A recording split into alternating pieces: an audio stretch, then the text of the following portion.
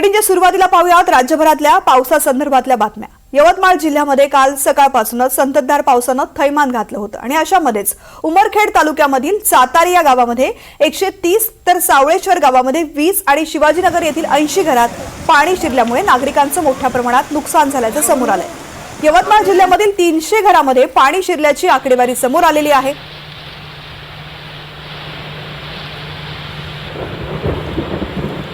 यवतमाळमध्ये अनेक घरांमध्ये पाणी शिरलेलं आहे। घरांचं अतोनात नुकसान झालेलं आहे। काल सकाळपासूनच या ठिकाणी पावसाचं थैमान सुरू आहे। तर जळगावच्या धरणगाव तालुक्यातील पिंपरी गावामध्ये अंजनी नदीनं मध्यरात्रीनंतर रौद्ररूप धारण केलंय। रात्री 12 वाजेपासून पहाटे 4 वाजेपर्यंत झालेल्या मुसळधार पावसामुळे नदीला प्रचंड पूर आलाय। त्यामुळे पाणी थेट गावात घुसलं असून जिल्हा परिषद शाळा तसंच नदीकाठच्या घरांमध्ये पाणी शिरलेलं आहे। परिसर जलमय झाल्यामुळे नागरिकांचं जनजीवन विस्कळीत झालंय। विशेष म्हणजे पिंपरी आणि धरणगावाला जोडणाऱ्या पुलाला तडे गेलेत, त्यामुळे वाहतुकीला मोठा अडथळा निर्माण झालाय।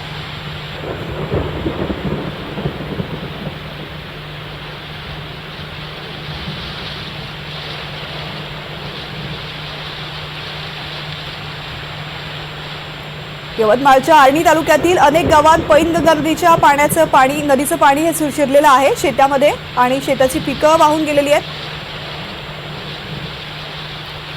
तर गावातील घरांचंही नुकसान झालेलं आहे। उमरी कोपेश्वर गावाला पुराचा वेढा पाहायला मिळतोय। कावडा बुद्रुक येथील गावाला पाणी पुरवठा करणाऱ्या विहिरीपर्यंत पुराचं पाणी गेलंय।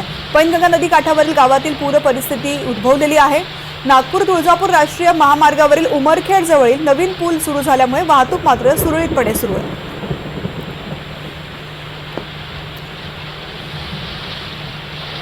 नांदेडच्या हिमायतनगरमधून जाणाऱ्या पैनगंगा नदीला पूर आलेला आहे। हिमायतनगरच्या कामारी गावाला पाण्याचा वेढा बसलाय। कामारी गावातील हनुमान मंदिरही पाण्याखाली गेलंय। या भागातील शेतशिवारं पाण्याखाली गेली असून गावाला पुराचा मोठा फटका बसलाय।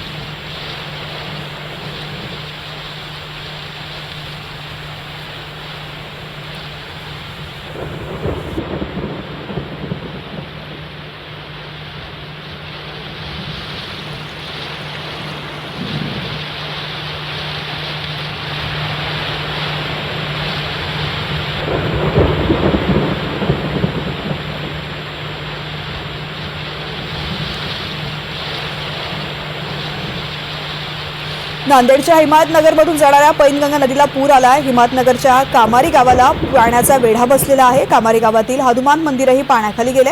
या भागातील शेतशिवार पाण्याखाली गेलेली आहेत। शेतीचं मोठं नुकसान झालंय। गावालाही पुराचा मोठा फटका बसलाय। पैनगंगा नदीच्या काठामध्ये कामारी गाव वसलेलं आहे आणि या ठिकाणी नदीची पाणी पातळी वाढल्यामुळे गावात सुद्धा पाणी शिरले। अनेक घरांचं नुकसान झालेलं आहे। आपण या दृश्यांमध्ये पाहू शकतो पाण्याचा पूर्णपणे वेढा या गावाला पडलेला आहे। घरात पाणी शिरलेले आहे, त्यामुळे नागरिक घराबाहेर पाणी ओसरण्याची वाट पाहत आहेत। पाणी कधी ओसरते आणि त्यांना घरामध्ये जायला मिळतंय याची वाट ते पाहत आहेत। मंदिरांमध्ये पाणी शिरले। घरात पाणी शिरल्यामुळे कौटुंबिक वस्तूंचं सुद्धा मोठं नुकसान झालंय।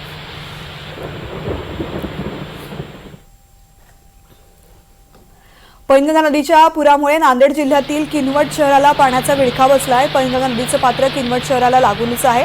आज दुथडी भरून वाहणाऱ्या पैनगंगा नदीचं पाणी किनवट शहरातील अनेक भागात शिरलं, त्यामुळे किनवट शहरामध्ये नजर जाईल तिकडे पाणीच पाणी होतं। किनवट शहरामधील सखल भागात पाणी शिरल्यामुळे काही कुटुंबांना सुरक्षित ठिकाणी हलवण्यात आलं। किनवट शहरामधील आजच्या सद्यस्थितीचे ड्रोन कॅमेराने घेतलेले हे खास चित्र आता आपण पाहतोय। या ड्रोन कॅमेऱ्याच्या दृश्यांमधून पाहायला मिळते की कशा प्रकारे पूर्ण गावालाच पाण्याचा वेढा पडलेला आहे आणि रस्त्यावरती सुद्धा पाणी आलेलं आहे।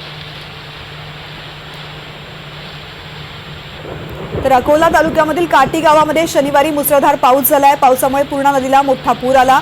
या पुरामुळे शेतकऱ्यांच्या शेतात तब्बल 2 फूट पाणी साचलंय। यामुळे कपाशी पीक सडण्याच्या अवस्थेमध्ये असून शेतकऱ्यांचं मोठं नुकसान झालंय।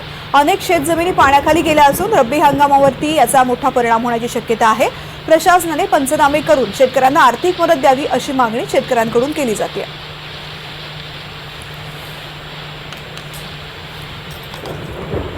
अकोल्याच्या काटेपूर्णा प्रकल्पाच्या पाणलोट क्षेत्रामध्ये पाऊस सुरू झालाय। काटेपूर्णा प्रकल्पाचे 2 दरवाजे 60 सेंटीमीटर उंचीने उघडून एकूण 85 क्युसेक इतका पाण्याचा विसर्ग नदीपात्रात सुरू झालेला आहे। नदीकाठच्या गावातील नागरिकांनी सावध राहावं, तसंच नदीपात्र ओलांडू नये। नदीकाठावरील गावांना सुद्धा सतर्क राहण्याचं आवाहन करण्यात आलेलं आहे। तर वाशिमच्या कारंजा तालुक्यातील अडाण नदीला मोठा पूर आला। या पुरामुळे अडाण प्रकल्पाच्या पाणीसाठ्यामध्ये वाढ झालेली आहे।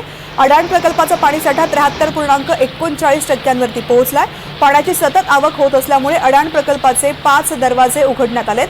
नदीपात्रामधून सध्या 12,797 क्युसेकनं पाण्याचा विसर्ग सुरू आहे। नदीकाठच्या नागरिकांना सतर्क राहण्याच्या सूचना केलेल्या आहेत।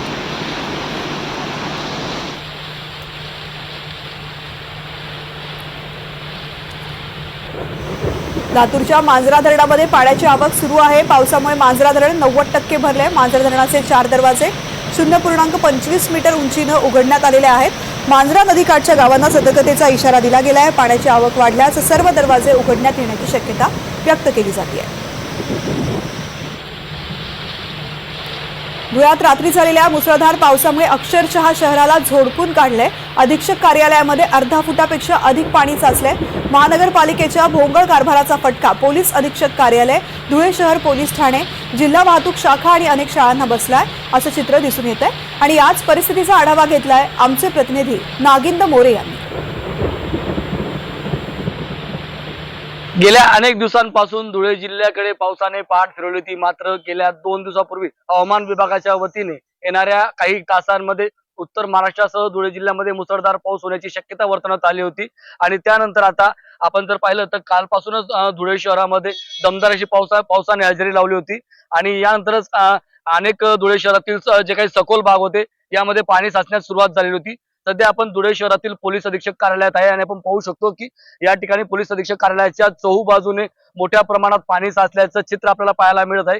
काल रात्री झालेल्या मुसळधार पावसामुळे धुळे शहरातील काही जनजीवन जे आहे ते काही प्रमाणात विस्कळीत झालेलं आहे।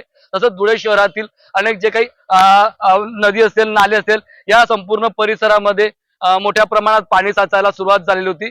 महानगरपालिकेच्या वतीने कुठेतरी नाले सफाईचा या ठिकाणी जो काही दावा केला होता तो आता कुठेतरी फोल ठरत आहे असंच चित्र सध्या धुळे शहरात बघायला मिळत आहे।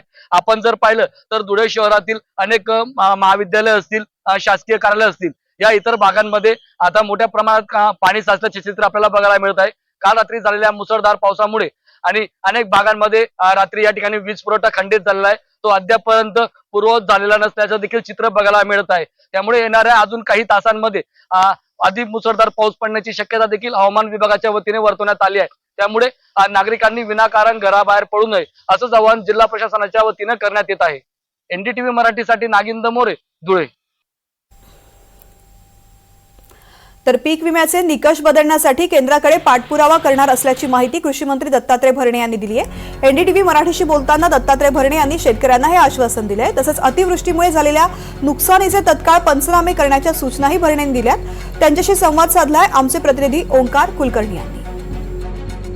धाराशिव जिल्ह्याच्या दौऱ्यावरती सध्या राज्याचे कृषी मंत्री दत्ता भरणे आलेले आहेत आणि त्यांनी संपूर्ण जिल्हाभरात फिरून जो आहे तो जिल्ह्यातील जी काही अतिवृष्टीमुळे झालेलं नुकसान आहे त्याचा आढावा घेतलेला आपल्यासोबत बोलण्यासाठी सतत आहेत। मामा, सकाळपासून तुम्ही या फिरताय, घेताय, काय नेमकं जाणवलं जिल्ह्यात, कशा पद्धतीने नुकसानीचं नेमकं?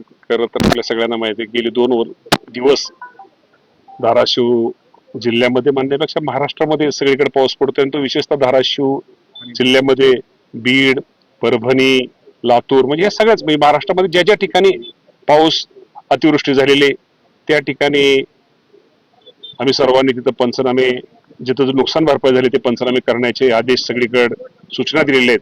त्यामुळे ते पंचनामे सगळीकडे येतील। विशेषतः जिथं ज्या कळंब तालुक्यामध्ये उभा आहे, धाराशिव जिल्ह्यामध्ये उभा आहे, या ठिकाणी मी स्वतः शेतामध्येच उभा आहे आणि आपण पाहता की या शेतामध्ये म्हणजे आसपास या परिसरामध्ये खूप काल पाऊस झाला, त्यामुळे इथं पाणी खूप या नदीला होतं आणि त्यात आमचा एक इथले ग्रस्त, आमचे वयोवृद्धग्रस्त ते त्यामध्ये वाहून गेले।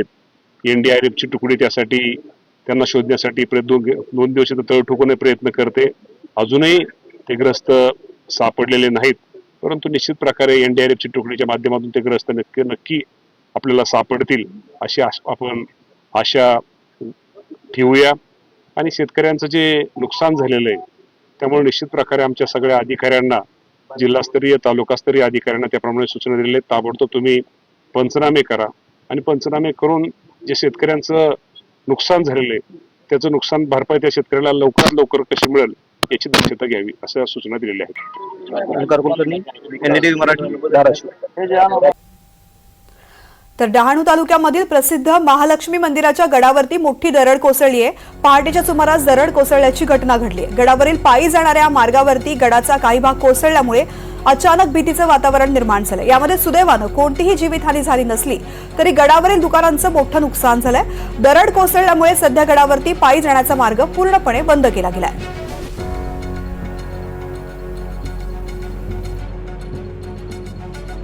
मी दत्तात्रय मनोहर बोलाडा. आज डोंगरावर मी आहे. रात्री 12 वाजता दगड कोसळलेले आहे आणि बरीचशी दुकानवाल्याची नुकसान झालेली आहे. वालू घोसे, लत्ता घोसे आणि अमृत सालकर आणि विनोद घोसे यांची बरीचशी नुकसान झाले. दुकानं पण रातोरात गायब आणि जे कॉन्ट्रॅक्टदाराने काम घेतलेलं त्याचा शिलाफ होता तो अर्धवट टाकून पळालेला आहे. शासनाने त्याच्यावर कारवाई करावी आणि काम चालू करायला सांगावं. अशी बरीचशी नुकसान झालेली आहे इथे. तर एखादाच कोसळली तर पब्लिकची पण नुकसान होऊ शकते. एवढं बोलून मी त्या कॉन्ट्रॅक्टदारावर कारवाई करावी इथं. मनोज सातवी माझे सहकारी या संदर्भातली माहिती देत आहेत. मनोज, या ठिकाणी दरड कोसळल्यानंतर सध्याची काय परिस्थिती आहे? तृप्ती, डहाणू तालुक्यातील प्रसिद्ध असलेल्या महालक्ष्मी देवीचं मूळ स्थान हे गडावर आहे आणि या ठिकाणी भाविक त्याचप्रमाणे पर्यटक देखील मोठ्या संख्येने जात असतात. रात्रीच्या सुमारास ही दरड कोसळल्यामुळं सुदैवाने जीवितहानी झालेली नाहीये. सध्या प्रशासनाकडून या संदर्भातली खबरदारी म्हणून गडावर जाण्यासाठी पर्यटक आणि जे भक्त आहेत त्यांना मनाई केलेली आहे, जेणेकरून कोणतीही दुर्घटना घडू नये. तसेच ह्या जो कोसळलेला भाग आहे त्याची देखभाल दुरुस्ती करण्याचं देखील आता सुरुवात केलेली आहे. लवकरात लवकर जे नुकसान झालेलं आहे, दुकानांचं नुकसान झालेलं आहे आणि दरड कोसळलेली आहे आणि जे काही भाग कोसळू शकतो अशा भागाला ची दुरुस्ती जी आहे ती सध्या प्रशासनाकडून करण्यास सुरुवात केलेली आहे आणि लवकरात लवकर भाविकांना या गडावर जाण्यासाठी रस्ता आहे तो खुला करण्यात येणार असल्याचे प्रशासनाकडून सांगण्यात आलेलं आहे. तृप्ती. निश्चित मनोज, धन्यवाद संपूर्ण अपडेटसाठी.